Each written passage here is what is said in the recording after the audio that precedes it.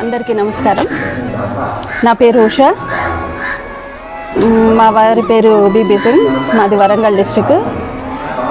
కానీ బాబా దగ్గరికి ఉద్యోగరీత్యా 93లో బాబా దగ్గరికి వచ్చాము. మేము బాబా గురించి తెలిసిన తర్వాత గోవింద్ నాయక్ వాళ్ళు మమ్మల్ని తీసుకొచ్చారు. మాకు చుట్టాలు అవుతారు వాళ్ళు మొదటిసారి మమ్మల్ని బాబా దగ్గర తీసుకొచ్చినప్పుడు బాబా గురించి మాకు ఏం తెలియదు. కానీ బాబా దగ్గరికి వచ్చిన తర్వాత, దర్శనం తీసుకున్న తర్వాత, బాబా చెప్పే జ్ఞానం విన్న తర్వాత మేము పూర్తి ఇక బాబాను మర్చిపోలేనంతగా మాకు ఇదైపోయింది.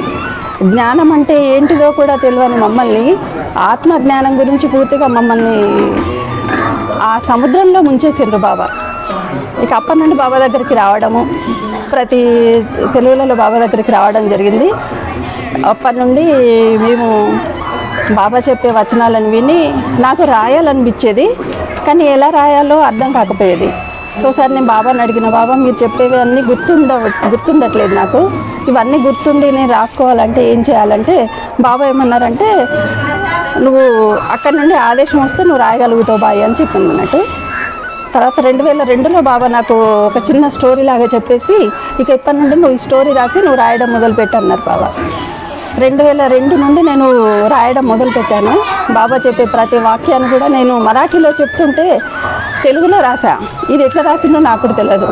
నాకు అసలు మరాఠీ రాదు, కానీ మరాఠీలో చెప్పే ప్రతి వాక్యాన్ని నేను తెలుగులో అప్పటికప్పుడు ట్రాన్స్లేట్ చేయగలిగాను. అది నేను చేయలేదు, బాబా నాతో చేయించారంతే. మరాఠీలో చెప్పేది తెలుగులో రాయడం అంటే అంత ఈజీ కాదది, కానీ ప్రతి వాక్యాన్ని రాసిన. అప్పటి నుండి ప్రతి సంవత్సరం ఒక డైరీ లాగా రాసి నేను ఉంచేదాన్ని. తర్వాత ఏంటంటే బాబా 2002 నుండి ఎక్కువ శాతం ఉట్నూరులోనే ఉండేవారు. మన ఇంట్లో ఎక్కువ కూర్చోవడం వల్ల ఏంటంటే నేను బాబా చెప్పేటివన్నీ రాయడం చేశాను అన్నమాట. అప్పటి నుండి 2013 వరకు నేను ఎక్కువ శాతం ఉట్నూరులోనే ఉన్నా, బాబా కూడా అక్కడే ఉన్నారు. అందుకే వారు చెప్పేవన్నీ కూడా రాసి ఉంచడం జరిగింది. తర్వాత ఏమన్నారంటే, బాబా బాయ్ నువ్వు అన్నీ రాసినావు కదా, ఇది ఒక పుస్తకం లాగా తయారు చేస్తే బాగుంటుంది అని అన్నారు అన్నట్టు. సరే అని దాన్ని కొన్ని విషయాల్లాగా తయారు చేశాను సపరేట్. అంటే రఫ్గా బాబా చెప్పినవి ఉన్నాయి, కానీ ఆత్మ గురించి, మనిషి గురించి, స్త్రీ గురించి ఇలా టాపిక్ వైజ్ ఆ డైరీల నుండే సపరేట్ చేసి ఈ ఒక పుస్తకం లాగా నేను తయారు చేసిన.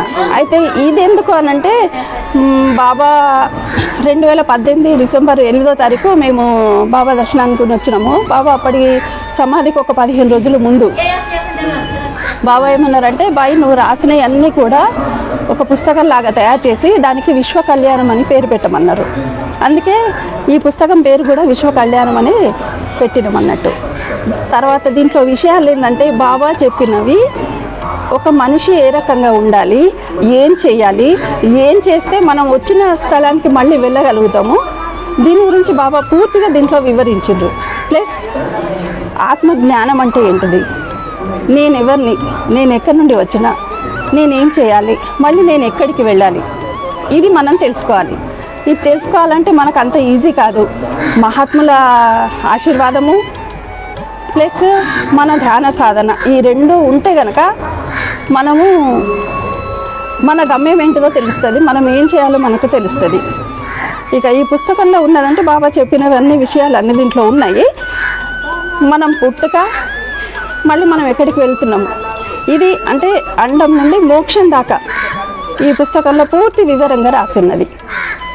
అందుకే దీన్ని విశ్వ కళ్యాణం అనే పేరు పెట్టమన్నారు బాబా.